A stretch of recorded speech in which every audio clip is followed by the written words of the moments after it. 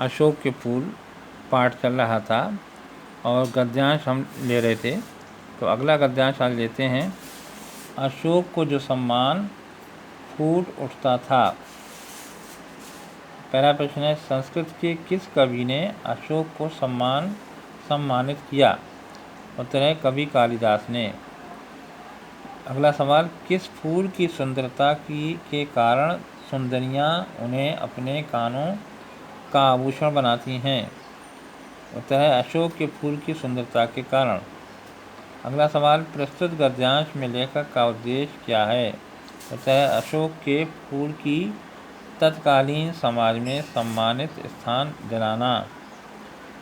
अगला प्रश्न है, गद्यांश में मनोजन्मा देवता किसे कहा गया है? उत्तर है कामदेव को।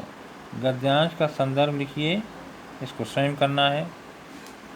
अब अगला है अशोक, गद्यांश अगला उसका संकेत है अशोक वृक्ष की पूजा से लेकर किया करती थीं।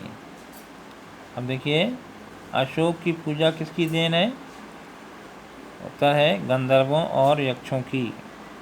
अगला सवाल, मदनोत्सव क्या था तथा किस दिन मनाया जाता था?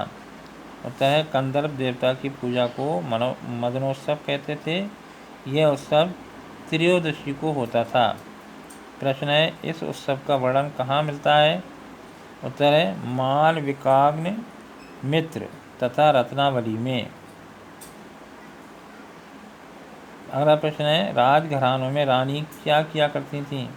उत्तर है रानी अपने सुनूपर चरणों के आघात से इस रहस्यमय वृक्ष को पुष्पित किया करती थीं।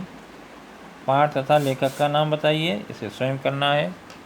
अब नेक्स्ट पेज पर आते हैं।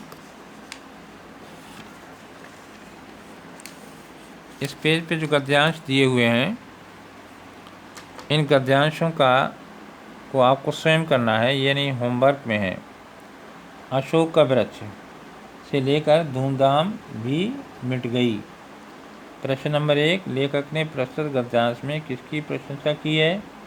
दूसरा, लेखक ने किसके अधिकारों के हरण की बात कही है? अगला, अशोक के फूल की प्रतिष्ठा कम होने का क्या कारण है? अगला सवाल, मदनोत्सव का संधि विच्छेद कीजिए तथा संधि भेद भी लिखिए। अब अगला गद्यांश आता है, आज जिसे हम से लेकर सब नवीन बनेगा। पहला प्रश्न, प्रस्तुत गद्यांश में लेखक का क्या उद्देश्य है? प्रश्न नंबर 2, धर्माचार्यों के महार्घ ज्ञान वैराग्य का क्या हुआ?